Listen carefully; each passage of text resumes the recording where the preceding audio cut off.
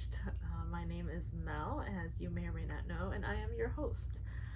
Today, we're doing things a little bit different. So obviously, I am recording this from our Steamy Lit bookstore here in Deerfield Beach, but a few weeks ago, we had the honor of hosting Abby Jimenez here in store, but we started off our chat on campus at FAU.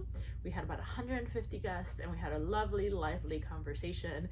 Then we moved over to the store where we had baby goat here. I know, the way I need a baby goat.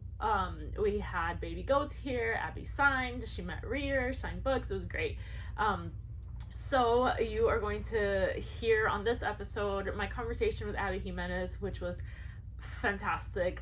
In our earlier episodes, you probably heard from Estelle Halleck, who is the publicist for Abby Jimenez, and we talked a little bit about a story that Abby shared that you will hear on the pod here. But anyway, I hope you enjoy this recording, and yeah, check it out. Steamy Lit, for those who don't know or might be traveling in, is a new brick and mortar bookstore here in South Florida, featuring romance and really focusing on diversity in romance. But more than that, we are a romance literary collective. We do a lot of different things, and we just really want to make a change in the space of romance, whether that's diversity or talking about sex and pleasure and the romance books that bring us joy. So, without further ado, we're all here for the GOAT, Abby Jimenez. Please help me in welcoming her.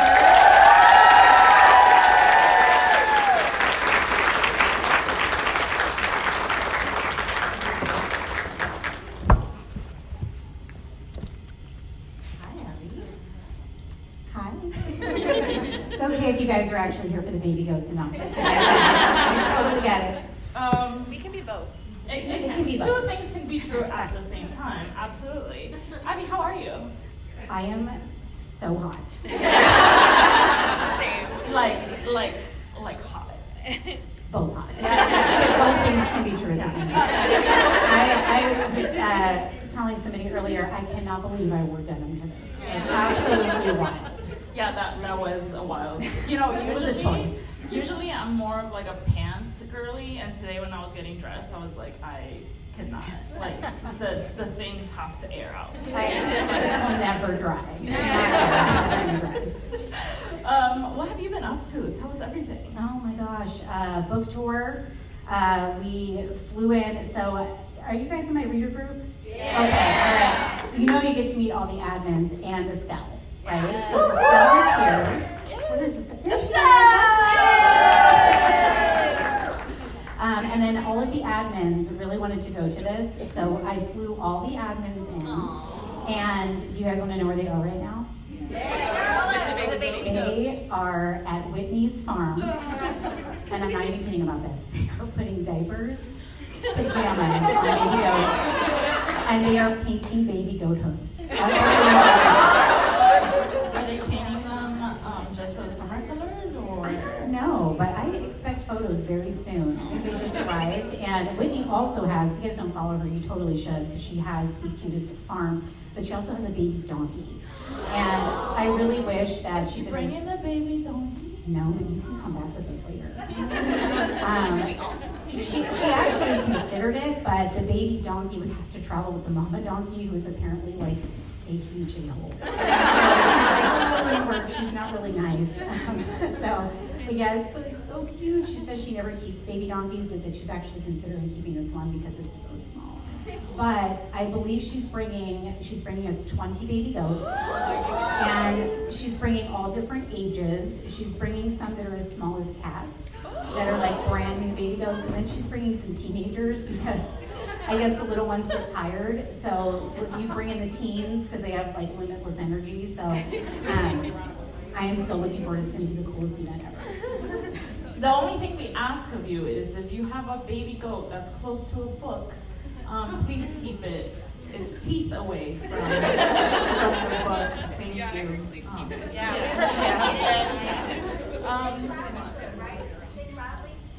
I'm sorry? Sing loudly to them, right?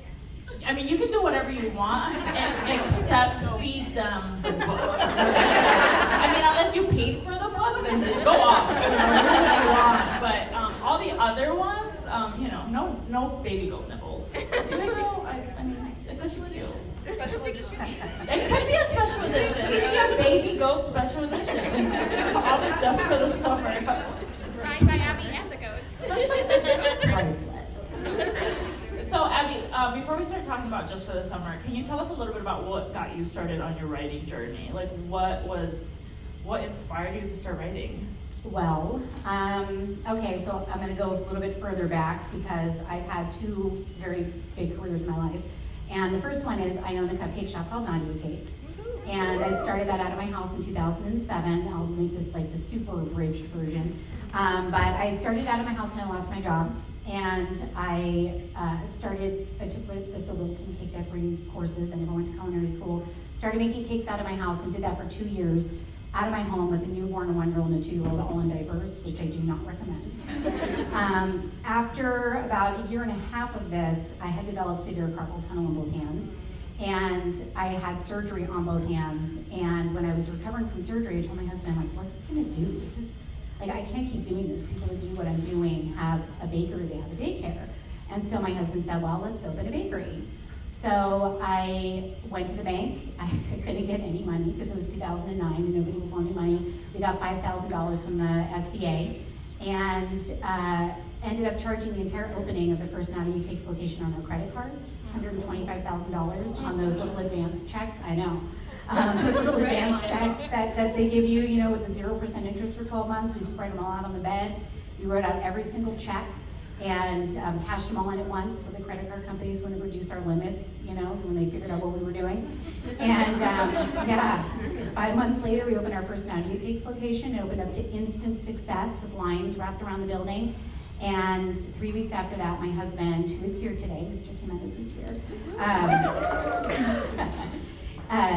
he quit his job to come be the CFO of Nadia Cakes. And I went on Fabulous Cakes on TLC for 2 seasons, and then I was invited on Cupcake Wars, and I won.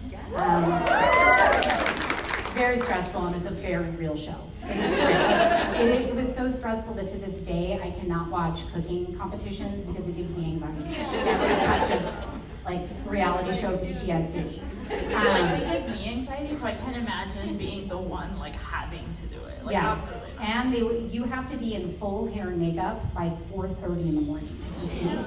And if you make it to the end, you're there till almost midnight. Like it is the longest day ever. It is so stressful. Yeah, and just like a surreal experience. Yeah. The whole thing is just surreal. But we won Cupcake Wars. We decided we want to open up 2 more locations. So we moved to Minnesota. We opened up one in the suburbs of Minneapolis, one in the suburbs of St. Paul. And it takes me like 1 to 2 years to get a bakery up and running so that it's, you know, I can be out of the kitchen. Like I don't have to work there every day. And when I got the 3rd one up and running and I was finally able to be out of the kitchen, my husband and I decided we weren't going to open any more locations. So I actually got a chance to get back into reading, which was a huge hobby of mine, and I kind of lost that joy, which is why when people tell me, you got me back into reading, that is such a huge compliment, I understand what that means.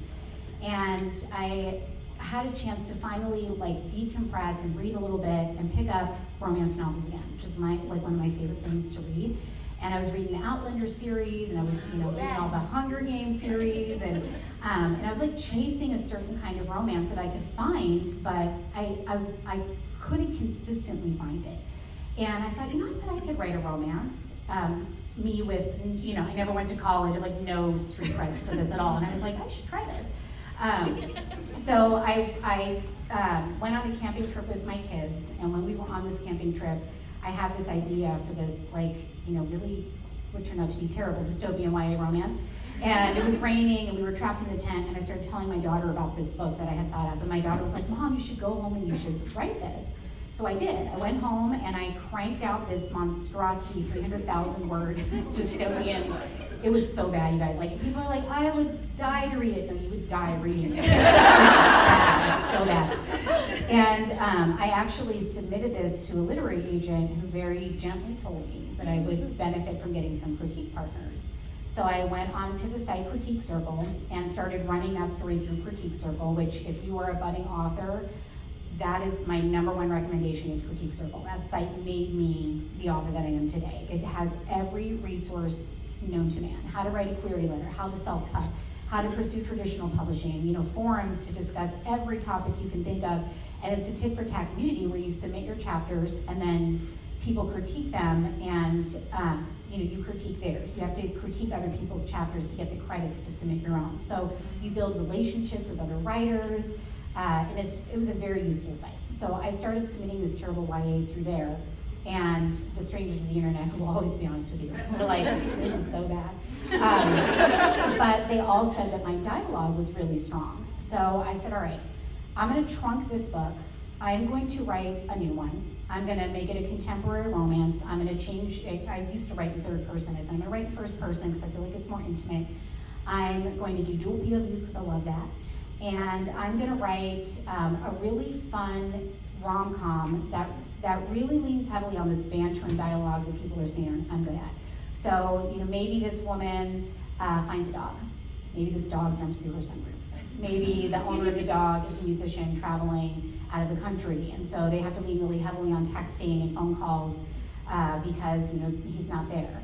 And I wrote the Happy Ever After playlist on Critique Circle, and it was so well received on the site. It was the #1 most critiqued story on the site for the 14 weeks that I ran it through, that I was really encouraged to submit this to a literary agent again. So I did, and I did a ton of research on what kind of agent I wanted. I wanted somebody, obviously that was looking for romance and somebody who really liked humor, but the agent that I found kept talking about zombies. Like in all of her, like her query guidelines and the things that she liked, she was like always talking about zombies, and I was like, this could work. So I queried her with a query letter that had a dick joke in it. And I asked my critique partners before I sent it, I was like, what do you guys think of this query letter? And they were like, do not send this. This is not professional at all. And I was like, I feel like if she can't take me at my dick joke query letter, she can't really take me at my Happy Ever After playlist. Period. So I sent it, and she loved it. And I ended up with a literary agent within a week. I got my first agent on my first try. Wow. Yes, but then it was not, everything sucked after that. So don't think it was just like, this fantasy story where, all the things fall into place. No, I was in the querying, or the submission trenches, where, we're submitting my book to publishers for 9 months, and for 9 whole months, all I got was no. Wow. Like, no. People didn't like my characters. They were looking for lighter fiction. I think people didn't really know where to put my particular brand of contemporary romance, because it's funny, so it's a rom-com, but then people die, there's very serious topics in this as well. So it's they were looking for either lighter fiction, or they were looking for, the deeper themes, but not with the humor in it. I just don't think they knew where to put it. While we were in submissions, I asked my agent what she thought of me writing the Best Friends love story, going back in time and writing that. So she liked that idea, so I wrote The Friend Zone. And I cranked that out in 3 months, and then we started leading with that as the first in the series. Meanwhile, I had submitted both stories into the Romance Writers of America Golden Hearts competition, and both stories scored low, and somebody even actually tried to disqualify the Happy Ever After playlist, marking it not a romance. And I was like, my poor agent, this lady just bet on the wrong horse. She's never gonna sell any books, and she put all this backing behind me, and I'm just getting nothing but rejections, and obviously this worked out for her now. She's doing great. She's doing great. But yeah, it was looking really bleak, and I was kind of resigned to, okay, I guess I'm never gonna, no one's ever gonna see these books. And then I got a 3-book deal offer, and the next day I got another 3-book deal offer, so I went to auction. So that is how I am where I am today. Amazing. Yes, so I signed another 3-book deal with the same publisher, and then another 2-book deal after that. So you guys are getting 2 more books from me. Probably much more than just 2. But it's going to be in the same universe, because we love that. And I've already finished book 7. I mean, you're teasing us with a good time. Don't edge. I'll give you a little something. It's called Say You'll Remember Me, and it will be coming out in hardcover. Yep, it's my first hardcover release, and I've seen the cover, and it is gorgeous, absolutely gorgeous. It is about a cranky veterinarian named Xavier and a social media manager named Samantha. She's a social media manager for a mustard company. Yes, lots of mustard jokes. And actually a little cameo of Samantha in Just for the Summer. So when you see Samantha, that's our heroine in the next book. But they meet, they go on an amazing, earth-shattering, unforgettable date, and then he finds out that she's moving to California. He's in Minnesota. She's moving to California the next day to care for her mother who has early onset dementia, which is why it's called Say You'll Remember Me. And it was a very hard topic to research. But it is a beautiful, beautiful book. Xavier cannot remember to forget her, of course, our hero, my cinnamon roll heroes. It's a very, very good book, and it's actually my favorite book that I've written to date. And when I turned this in to my editor, she really didn't have notes, and that never happened. Wow. Yes, so she was like, this is just so good. Like, all right. We're already crying. When is it Maya set to gonna have a come? cameo though. Huh? Maya gonna have a cameo with the mustard company. Like she gotta. I know, I might have made a little dig at Hellman's mayonnaise.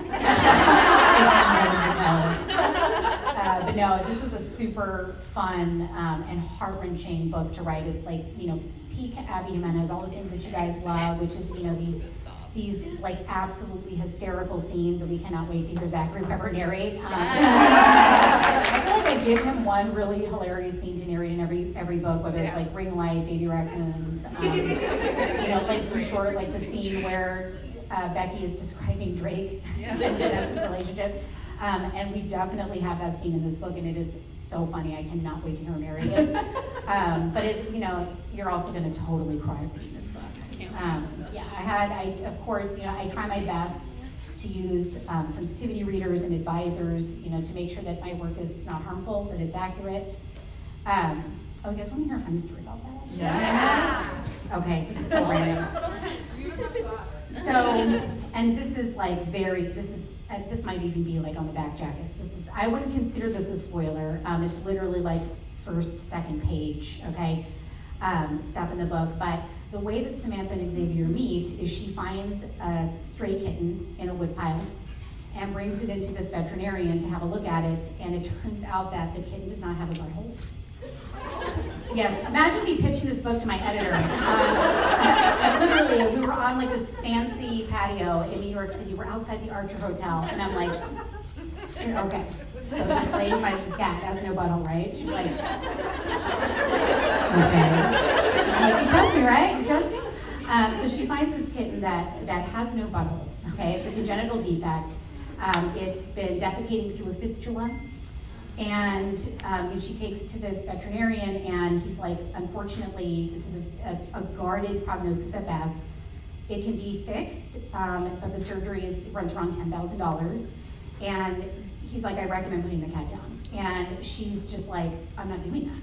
But this is a healthy baby. I'm not doing that.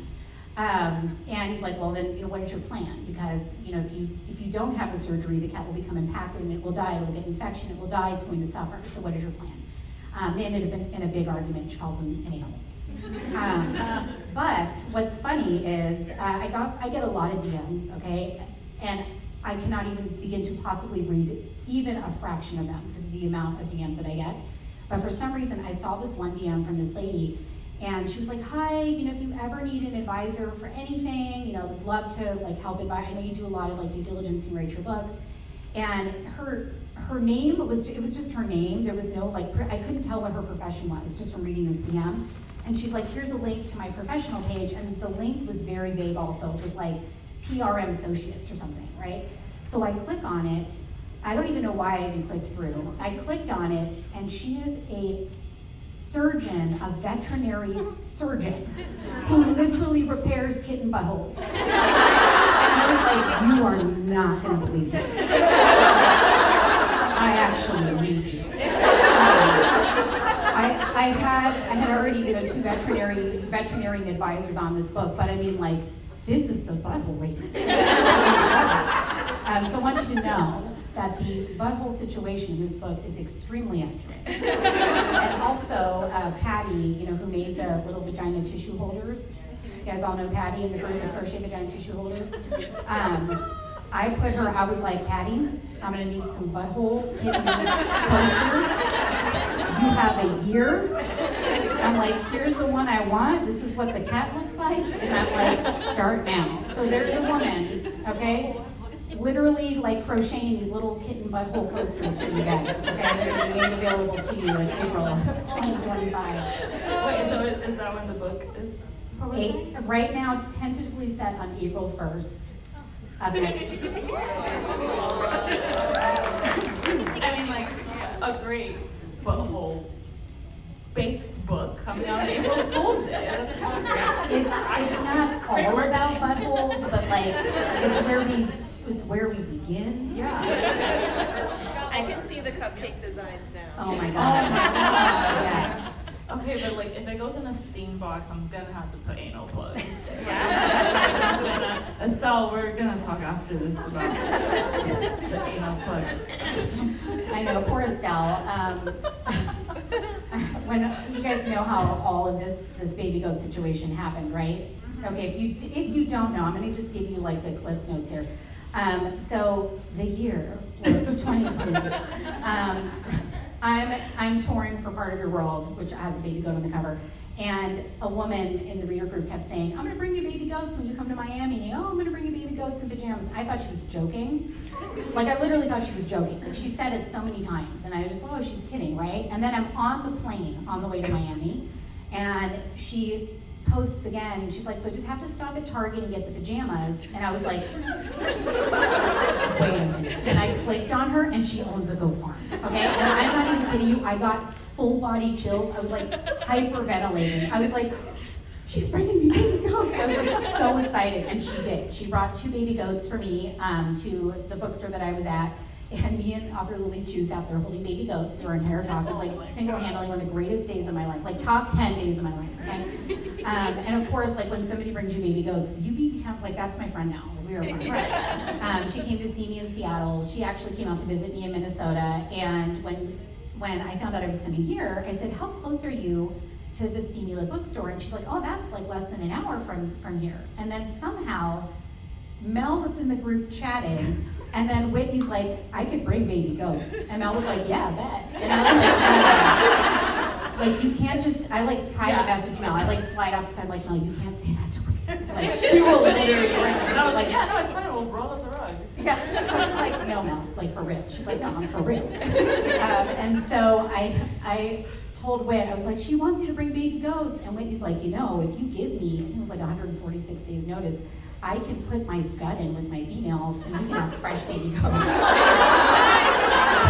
So then I send the world's most bonkers email to my long-suffering publicist. And I'm like, I need a book tour stop in 147 days. And I'm like, can you make this happen? So Sal's like, okay. So that's how we're here. Yeah, the lines were intense. It was like Abby Jimenez x baby goats, and I was like, I don't think I've ever planned an event around baby goat conception. But I feel like, you know, the steam box, steamy lit, like it all kind of went hand in hand. And now here we are. They sent me videos when he was going into the pen. Like, we were all very involved in this process of baby goat making. Paperboy, our hero. Paperboy. Yeah, that's the name of the daddy. Yeah. You should give him a book to snack on. Truly, he deserves it. I mean, he put in the work. Okay, so let's just for the summer a little bit. It was such a tender book. I definitely sobbed. It was great. It was fantastic. I can't rank them. I'll rank them one day, but I don't think I can just yet. But I mean, yours truly. Anyway, I'm gonna go. Where did you get the idea to write this book, and why Reddit? So, wait, has everyone read the book?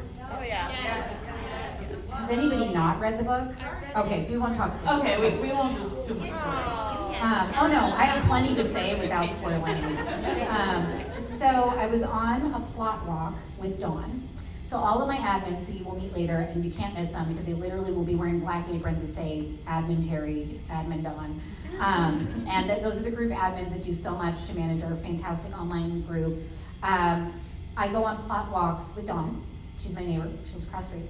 And whenever I'm stuck on, like I can't figure out how to write my way out of what's happening in the book, or I don't know where to take it, or I need ideas, I go on plot walk with Dawn. She's really fantastic at like little perspective and kind of knocking my brain out of its stuck spot. And somehow we got on the topic of Dawn being like the female version of Good Luck Chuck. Yeah, and she's like, every man I date just like goes on to find like his forever family after. I'm like a foster home for wayward men. And yeah, and so I was like, that is She should really put that on a t-shirt. I know, she should. And I was like, that would actually be a really funny concept for the book. Like, what if they both had that, and that's how they meet, and they're trying to break that curse. That'd be kind of fun. So that's where I got the concept. And I love MIDE whole Reddit threads. I'm obsessed. Like, I love them. So I decided to work that in. And then if you live in Minnesota, we have this real estate agent named Chris Lindahl. And it was funny because Julie Soto, author Julie Soto, came out to Minnesota to host my launch party. And I was like, you're gonna know the second we leave the airport exactly who the Toilet King is based off of. And like, there's one part on the drive up to like the house where you can see 3 of these Chris Lindahl billboards, like we call it the trifecta. You can see 3 of them in one, like from one spot on the freeway. I mean, like, it's sort of obnoxious. I hear he's a very nice man, but it's sort of obnoxious. And I was like, I almost used him in the book, but then I thought, it'd be more universal if I make it like the Toilet Kings. You don't have to be in on the joke. So I used the Toilet King. I thought this was like a really funny concept, because I think we all have that guy in our community. Like, there's always a billboard guy, and it's always usually like, or like an accident attorney, yeah, or real estate agent, yeah, it's universal. We all understand. So I made it the Toilet King, which will carry on through the Abbeyverse. Yes, I'm actually halfway through book number 8, which is not titled yet. Wow. Yes, and there's a lot of connections. Even though books 7 and 8 are going to be like a new friend group. So we haven't met these people yet, but it is the same, squarely in the same universe. Kind of like how The Jump went from like the first 3 books to like Part of Your World, yours truly, different friend group, the same universe. So yes, Dawn was the moment of inspiration for the theme in this book. And also, funny little side story, but at my last book tour stop in South Carolina, this girl came through with her boyfriend. And she said, I messaged you on Instagram several years ago and I told you that I slept with the friend zone under my pillow for like years, manifesting my perfect guy. And she's like, and I just want you to know, and she did post in the group, she said, I just want you to know that this is him. And we got engaged 1 hour before we came here on the way to see you. So we're all sleeping. Abby books under our pillows. Great. So no, the funny story is that Dawn is actually sleeping with a copy of Life's Too Short. And you can tease her about it when you see her today, because she would like to manifest an Adrian for herself. Yes. I'm gonna go sleep with. I cried so many times during my South Carolina signing. Like, there was so many just amazing, touching moments that happened during that entire. I was like, oh my gosh, I'm never gonna make it out here. Like, I'm like crying so much. Yeah. So that in that picture in the group where the girl's holding up a copy of the Friend Zone, that's why she's holding up that book, because that was the book that manifested the man that she's standing next to in that picture. That is so that could also be the plot for your next It could. book. It really could. Like, there's some magic that could be working. I lost my train of thought. That was so weird. Emma has a very unattached, loving style that we don't often see in romance books. Why was it important for her character to be like that? Because I know I've talked to a lot of friends who felt so seen by that, because sometimes they feel like there's something wrong with them because they're not what the world considers typical, right? So why was it so important for Emma to be that way? Well, I knew I wanted to write a book about trauma and relationships, so I like to write about topics that couples deal with in real life, right? These are the challenges that I like to read about when I read romance, because these are the real things, like infertility or trauma and how it affects you when you get older, okay? And so I started first with knowing that I wanted to write about trauma. I knew I wanted to write about a difficult mother. And then I had to go even further back and go, okay, so how would this shape my heroine? Like, how would she be because of what she went through? And I did a lot of talks with my mental health advisor, Karen Flood. She's the one that I use the most. She's really fantastic. And, really like talked about, what would Emma be like because of this? And she would have attachment issues. She dealt with a lot of neglect in her childhood, a lot of trauma, and that would turn into an attachment issue. And I think we do read a lot about this in romance, but we don't know it because it's in the Nancy Katie.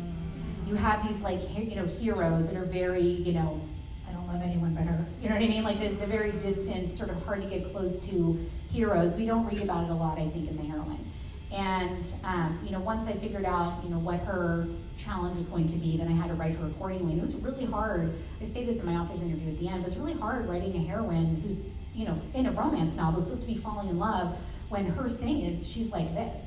It's hard to build chemistry when somebody is constantly pushing you away.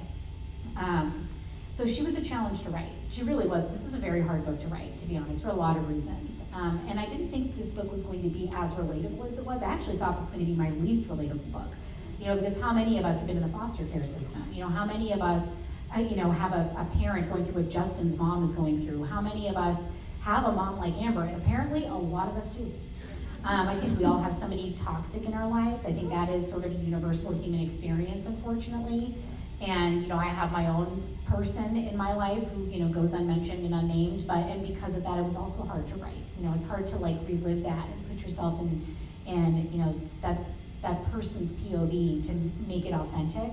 But so many people have really felt seen by this book, or validated when they choose to go no contact with somebody, or validated when they choose not to, after reading this book. So I love that it's touched so many people in that way. It's been helpful to people. I love that. You mentioned something about mental health and mental health advising. You write a lot of mental health representations in your books, and I know that a lot of us feel seen based on what we experience or what other folks in our life experience. Why is it important for you to write about mental health issues and in your books, and how does the mental health advisor play a role in the writing? Well, again, I think one thing we can all agree on is that my characters are very relatable and they feel like people right? Because no matter how fantastic and steady your life is, we will all, every single one of us at some point in our life is going to experience issues with your mental health, whether it's depression or you're dealing with grief, or an illness, or we are all going to experience it, and everybody we love is going to experience it. So I think that it doesn't even, I wouldn't even think about not including it. I had a lot of people that tell me, I can't believe you wrote about infertility in the friend zone, nobody writes about that. When I started writing, I didn't have a formula. I didn't know what I was doing, you know what I mean? I was just literally, nobody taught me, I was writing by the seat of my pants. I got my writing degree from the streets. I wasn't in even in the romance, professional romance writing world. I didn't even know what Romance Writers of America was. I wasn't part of any organizations. I was writing instinctually. I was writing about things that, I thought romance should be about, just instinctually. And it's the same thing with the mental health aspects. We're all going to experience mental health, and that is going to take place while you're falling in love. After you've already been in love, when you meet somebody, these are just the creases of everyday life. So it's always something I'm going to write about in every single one of my books. And it's funny because I told Karen, I sent her book 7, See Her Remember Me, and I said, there's not a lot, there isn't really a mental health, angle in this book so much. And then she got back to me and she's like, what do you mean? She's like, there's this. I was like, oh yeah, I guess, yeah. Because it just feels so organically woven into the story for me. It's not like I sat down and I was like, I'm gonna write about, grief, grieving somebody who's still alive, somebody that has early onset dementia, who is there, but you're losing them and you're watching that loss. She's like, you wrote about grief, that's in here. You wrote about the healing and family dynamics, and I was like, oh yeah, I guess I did. So sometimes I do it subconsciously. Sometimes I have to be more intentional about it, where I'm, saying to my mental health advisor before I even start. Here's what I'm getting ready to write about. I'm getting ready to write about, this woman, this mom who's, got a lot of really serious issues that have impacted her daughter. How do I shape this person? And I don't name what's going on with Amber, and I never will, because I think Amber is extremely complex, and I don't think that she's any one thing. And while you might read her and you might, identify certain diagnoses that you might recognize, or might suspect that it is, I can tell you it's not one thing. Amber is not one thing, nobody is. She's the product of perhaps a personality disorder, perhaps a mental health disorder, but most importantly, she's a product of the trauma associated with that. And one thing that I really wanted to try and work into yours truly, but I never did, and I kind of wish that I could have figured out a way to do that, but the only difference between Jacob, okay, and somebody who is unhoused, somebody who is an alcoholic or an addict, the only difference between Jacob and that person is that Jacob had access to support. Jacob had access to mental health care. Jacob had a supportive family. Jacob was given the tools to become a doctor instead of self-medicating and going down a different path. We can all be either. And it's just so important, I think, to recognize that and to recognize that in those around us. And I really love exploring mental health in my books. I really, really love it. People fascinate me. The way that they become who they are fascinates me.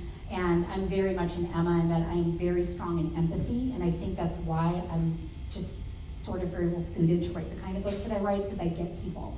I innately understand, even if I have to research to fully understand, I innately understand people and how they ended how they are. Wonderful. I think that's absolutely beautiful, Abby.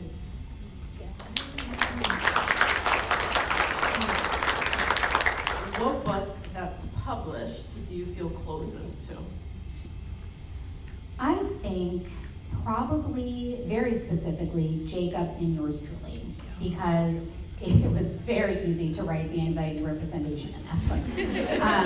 And actually my mental health advisors really did not have notes for me. They were like, no, you're good. You got this. You have life experience, you got it. Yeah, I myself, I'm very, very introverted. I took that, it's like 16 something personality test, okay? I took that personality test and the results were so wild because it actually said that I'm 98% introverted. And it said that my perfect job is actually being a writer, which was really weird. I should share the results in the group. But it was like something like 87% of people that have your personality type thrive as writers. This is very, very, very odd. Well, I guess not. They nailed it. But Jacob was very easy for me to understand because I also deal with social anxiety. I'm extremely introverted. And I've gotten really good at doing events like this. But mostly because you guys are like a small little bit of immersion therapy. Like no one has ever been mean to me. Ever. It's like taking a nervous dog out and like handing treats out to strangers before the dog gets there so he thinks that all strangers have treats. Like that's what it feels like. You guys are so nice. I've never been made to feel uncomfortable. So it's like I got confidence. You know what I mean? Because everybody's so nice. But really, like when I started doing this, it was really, really, really hard for me to come to these types of events, to be social, to feel comfortable on a stage. I deeply, deeply, deeply understand Jacob. And when I was writing him, I was like, dude, no one's gonna like reading this. Like he's so in his head, like maybe I should trim some of it. Like he goes in these rabbit holes, you know, where he's just overthinking, he's ruminating. And I decided to leave it, and everybody's like, love Jacob. Like, totally get him, which was actually really surprising to me. It's funny because sometimes I give you guys a book and I think I know what's going to happen. You know, like I thought Just for the Summer was not going to be as relatable, and it turns out it's my most relatable book yet. Or that, you know, Jacob was going to be tiring to read, and then everybody either saw themselves in Jacob or they saw someone they love in Jacob. And now they better know how to relate to him and, you know, how to relate to that person because now they get it.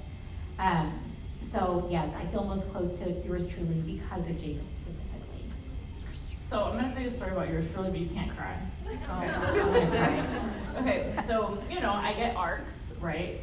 So I got yours truly whenever I get arcs, I got them. And I was like, I'm going to save this for a really for a really good time, right? And, haha. No, literally.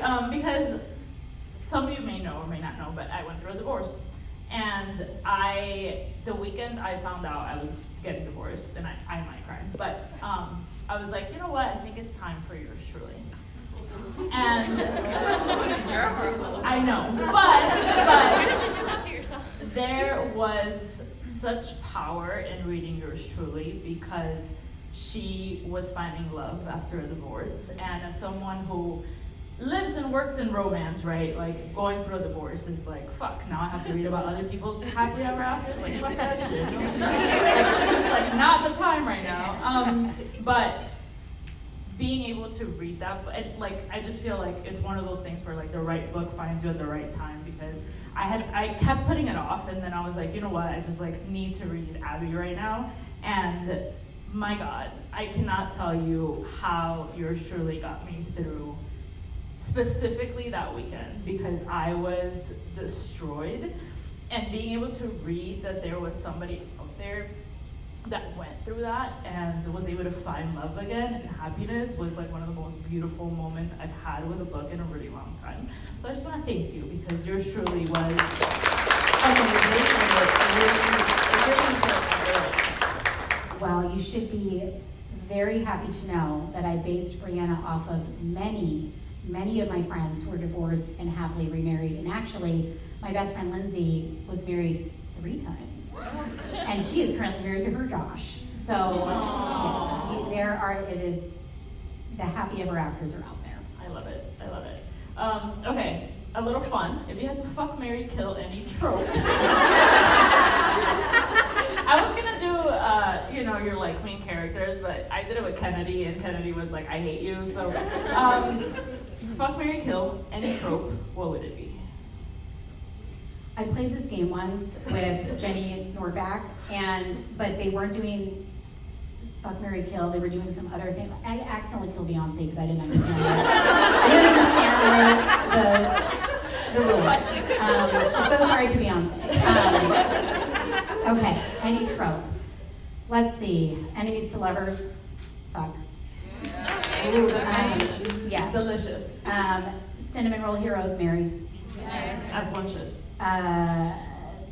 Billionaire romances kill. I'm sorry. Like, I don't know. I had to kill somebody. Let's kill a billionaire, you know what I mean? I love that. Yeah, that actually makes too much sense. I mean,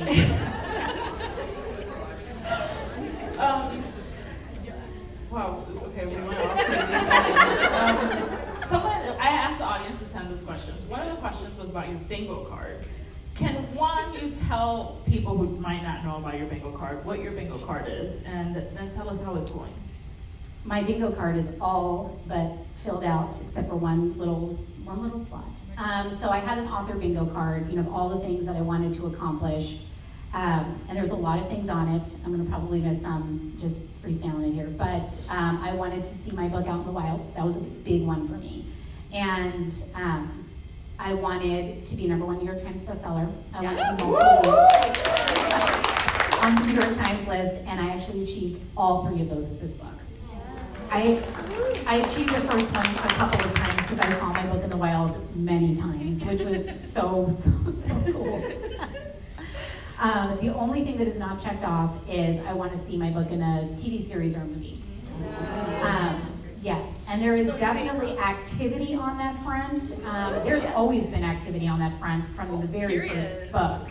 But that stuff takes forever. I was actually watching Firefly Lane, and I was like, oh, this is a Kristen Hanna story. And I went and looked, and it was in 2008 she wrote that. I was like, oh man, I have to wait that long? Same thing with the Bridgerton series, and that was an old series that is just now being made. So I might have to wait a while, guys. But there is activity, but I can't really comment on any of it.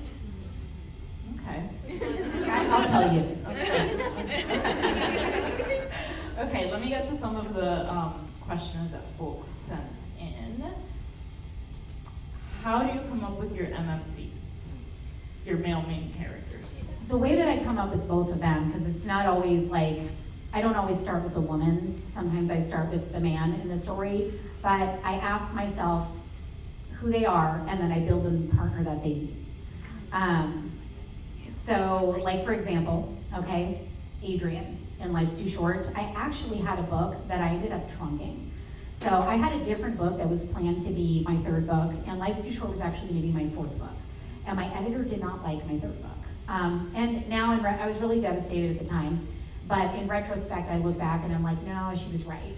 Because we're building a brand, we want to see consistent stories out of me. Like, you want to know you can pick up an Abby Jimenez book and it's going to break your heart, but you're going to be laughing, you're going to be whole at the end. Like, there's certain elements, right? There's a dog,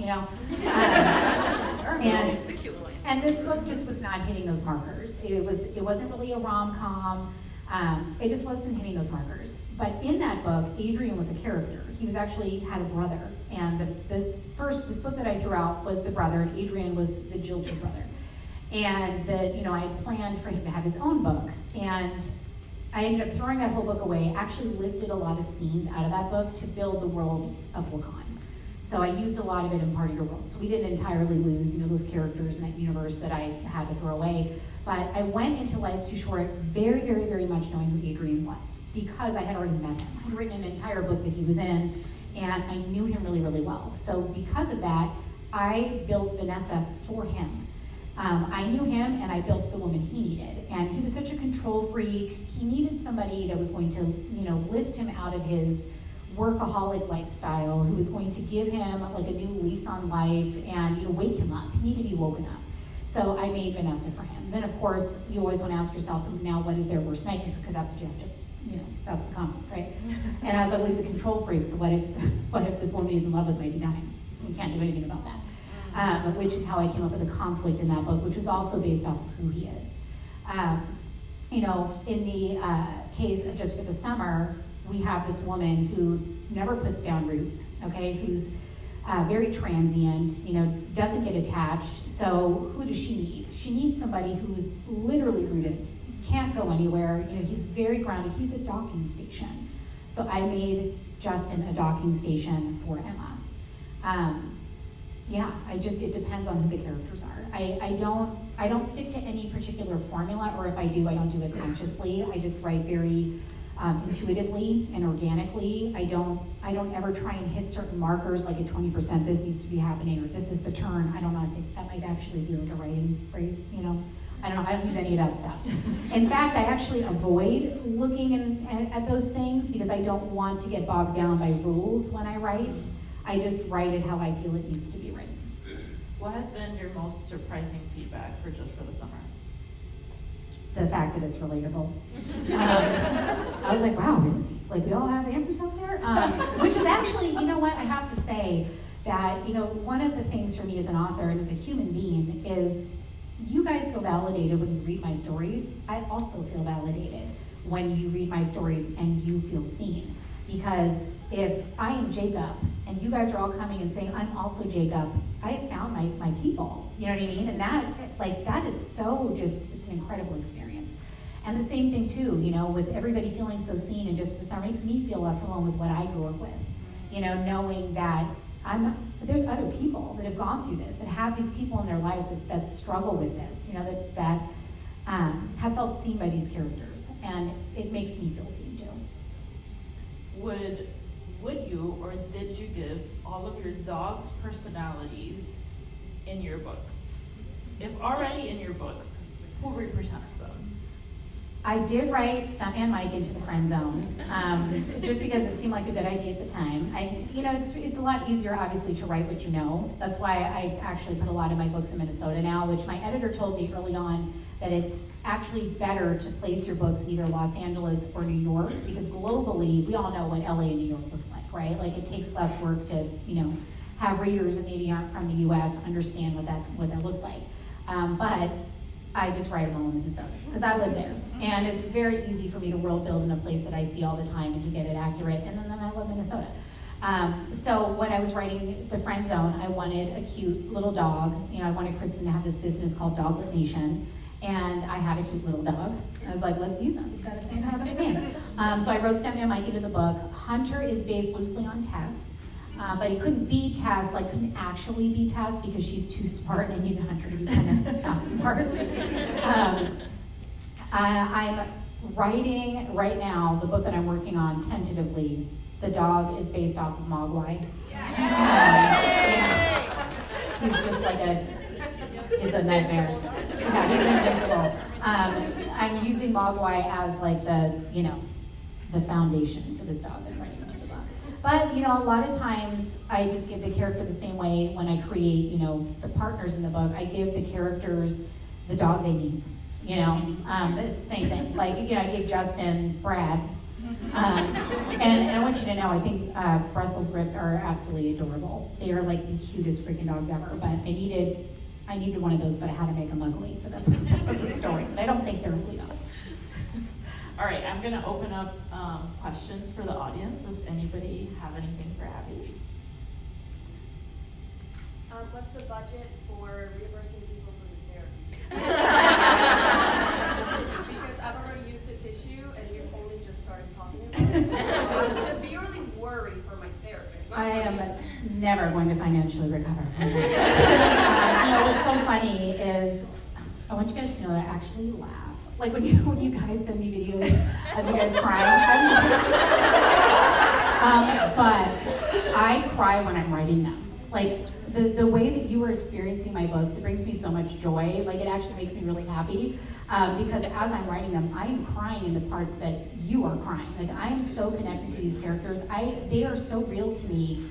They actually feel like people I know, and when their books come out, I feel like they're embarrassed because their business is out there. Like that's literally how I feel. Like I feel like these are people I can text and I know them. But I get really, really close to my characters too, and it's so hard waiting a whole year. Like right now, I really wish I could, you guys knew Samantha and Xavier, so you could talk to me about them. It's like watching a really cool show and not being able to talk to anybody about it for a year until everyone sees it, which we're getting advanced reader copies of that book in August this year. A little bit early. If you're in the group, you're in the right place. Estelle, your email will never recover. But whenever I see somebody like holding up the friend zone and they're like, decided for a fun little rom-com. And I'm like, oh girl, I am sorry. Crying into your mimosa is beach. Sand in your eyes. Yes. Did Maya ever actually finish reading one of your books, and what did she say? Oh gosh, Maya is an ADHD. Sorry, did everyone queen. hear the question? Yeah. Okay. The question is, did Maya ever finish reading my books? Maya made it to chapter 4.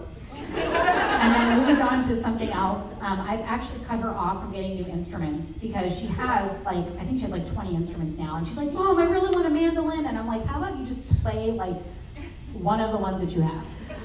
She's an ADHD princess and needs to focus. But yeah, she got 4 chapters into my book and then got distracted and moved on to something else. It's funny because none of my kids read my books, but they all know what they're about because sometimes I'll read chapters as I'm writing, or they'll hear me listening to the audiobook when I'm getting the copy that I'm supposed to review before it goes to everybody else. So they all know what they're about, but none of them are really readers, and they don't really sit down and read my books. Yeah, and Maya's doing really. I know I get a lot of DMs about this. Maya's doing really, really well, you guys. She has recovered remarkably, and we kind of don't even know why, and we're not even trying to look like that gift horse in the mouth. But she got admitted into Interlochen Music Camp. She's going, and I was like, I don't know if she's actually going to be able to go, because the reality is it's a 3-week away camp, and she's actually going to be able to go. So she's doing great. Does Mr. Jimenez read your books before they go out? No, but he also absorbs them through Abby's osmosis. I read him chapters, and by the time it comes out, he's either listened to the audiobook in parts with me, or I've read him enough chapters and he knows what it's about. So he's not a reader either. What's your question? So we got Worst Wingman Ever from you this year, which was your first novella. Can you talk a little about how writing a short story or novella is different, and if we'll get any more of those from you? So I really hesitate to write more shorts. And the reason why is because, well, first of all, I got that offer to write that, and I took it for a couple reasons. It sounded like a really fun little project. Like, I liked it. I was instantly interested in doing it because it sounded fun. I wanted to really, write something with Christina Lauren and Ashley Poston, and who wants to turn down, that offer? And I already had an idea in my head, and I literally cranked that out in 3 days. In 3 days I wrote it. Of course there's edits that follow after that, but as soon as I got on the phone with that editor, she was like, so this is kind of what we're thinking. I was like, I already have an idea. And I told her, she's like, oh, that's awesome. Nope, no notes. And I was like, awesome, I'm gonna go write it. And I left the next day, I went to the lake house, wrote it in 3 days, came back, and that's the story you have. But the reason why I hesitate to do more of those, one, it's already hard enough for me to write my one book a year. It's really hard, especially with my touring schedule being what it is. I have events literally every single month except for December, and they all take me out of the state. I'm flying, and that's disruptive my writing schedule. So it's like I have to protect the one book a year that I do. So there's that. The other thing is, every time I write a novella, I'm using a meet cute, I'm using a couple, I'm using it up for something short. Like, I would have loved to have seen those characters in a full-length book. I absolutely love the property manager aspect of his job, like all the fun, cool things he could have done, as a hero in a full-length book. I use that up. So if I ever do another short story, it would be very strategic. It would be something, that I don't mind using for something small. That's never going to be anything bigger. So yeah, as of right now, I don't have any plans to do any more. Where did you get your inspiration for Maddie? Again, I always write the characters, the friends that they need. I write the partner they need, I write the dog they need, and I write the friends that they need, and Emma needed a Maddie. I don't know that Maddie was really drawn from anybody that I know in real life. I just know that Emma needed a Maddie. So there is one term that I am aware of, like a professional writing, term, and it's called lampshading. It's where the author inserts a character in the book, okay, or dialogue or something into the book to let the reader know we are aware of this, we are thinking about it, okay, so that the reader does not get frustrated, all right? Maddie, her purpose is to lampshade things in the book, to say, like, girl, why are you acting this way? So that you as the reader are like, yeah, thanks for acknowledging it, so that you don't get frustrated reading, so that you know that somebody is screaming at the character the way you want to scream at the character. It helps you to know that the author has considered this, they thought about it, and we get it.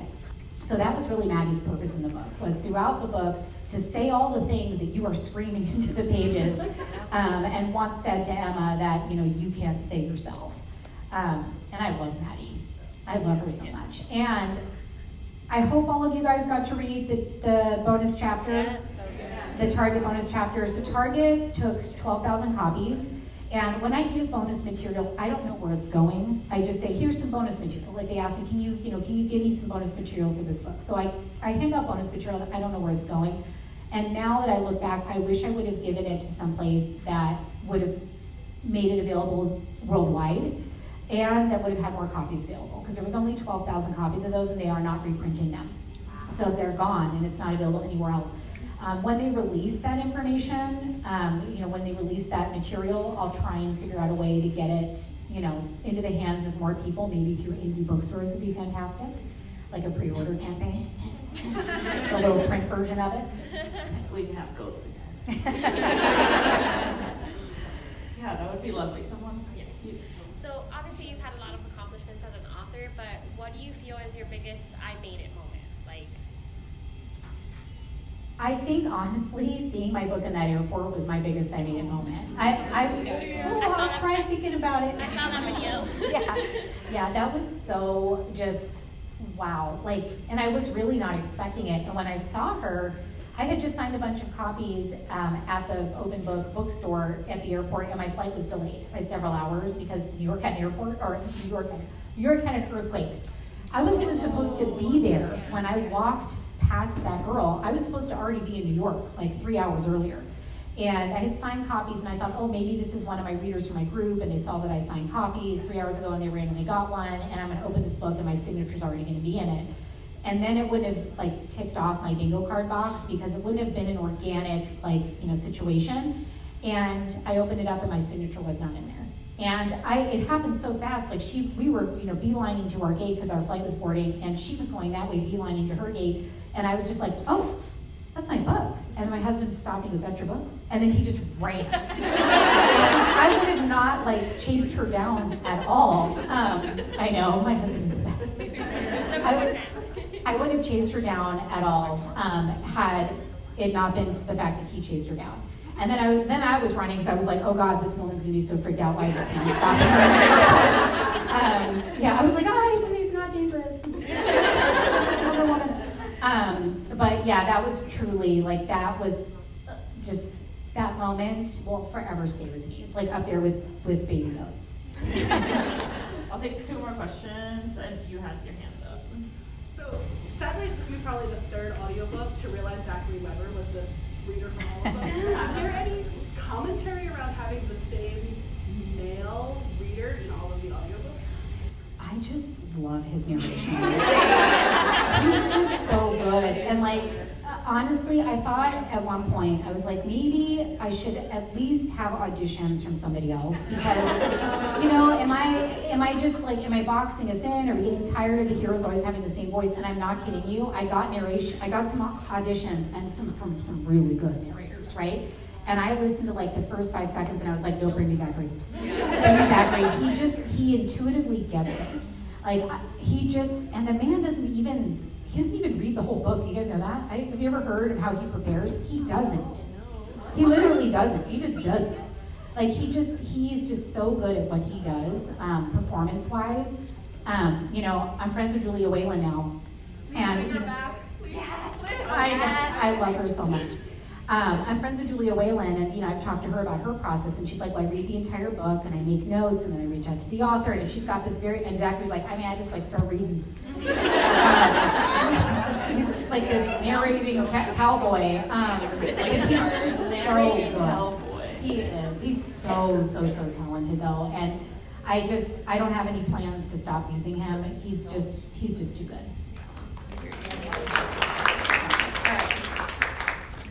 So I did have questions about the narration, but I'll ask another one. The big debate in our group sometimes is what order should you read? Should it be chronological? Can you go out of order? Do you have a favorite way to read your stories or a recommendation for those that maybe haven't read them all?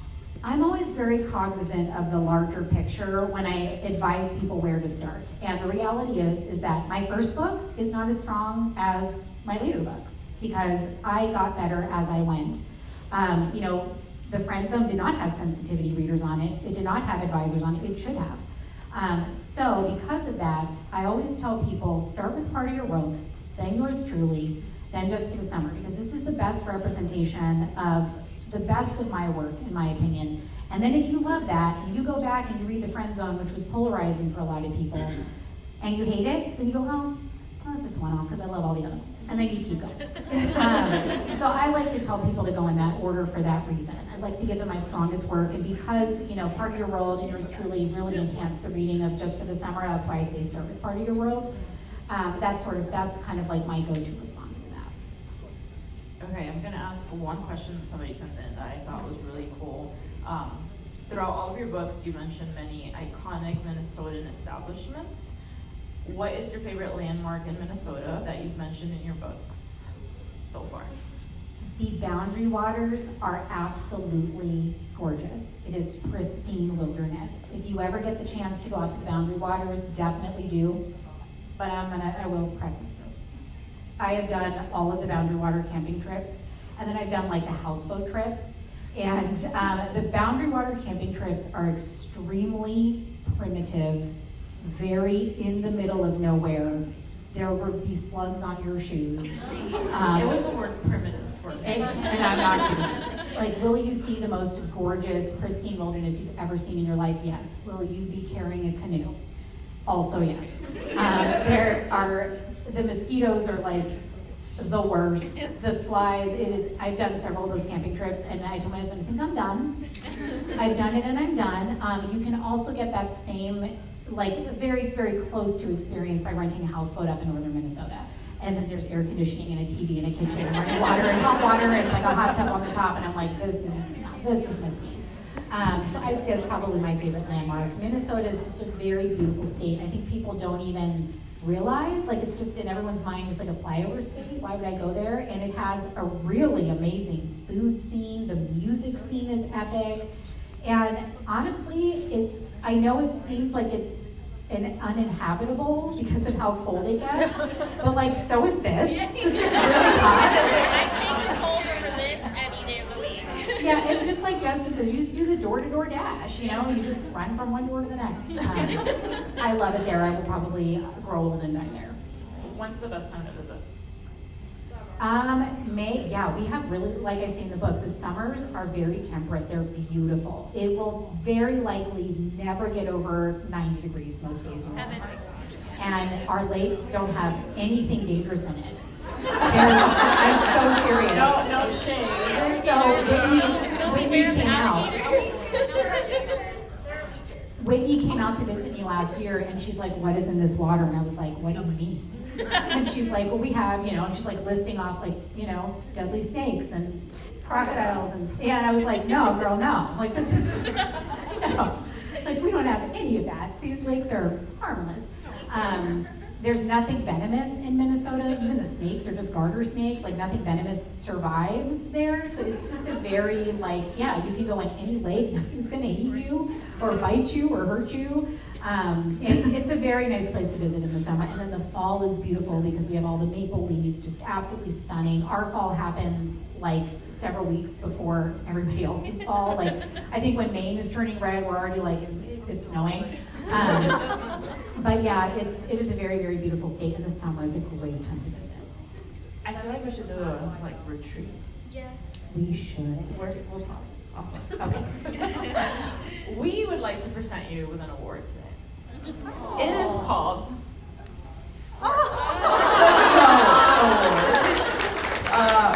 for you from us, because she is the goat. Not only does she bring the goats literally, but she's also the goat. Gosh. How did I not? This was on my bingo card, and I didn't know it. Thank you, Abby, for being here with us. We will take this party back to the store. Abby will do signing and pictures and all of the things there. So go enjoy, shop your little hearts out. And that was our recording session with Abby Jimenez. It was such a lovely, lovely conversation. Thank you so much for listening. Something that I definitely want to talk about on another episode, because we kind of touched on it a little bit on Estelle's episode, but it was the story about her reader who had been sleeping with one of her books to like manifest that she gets that kind of love in her life. I thought that was so fucking beautiful, and I feel like I just need a whole bed of books to sleep on. But anyway, thank you so much for tuning in, for listening. Don't forget, subscribe Romance Unleashed Pod on YouTube, and follow us on Instagram and TikTok, Romance Unleashed Pod. And you can listen to this on Apple, on Spotify, and make sure you share with a friend. All right, bye.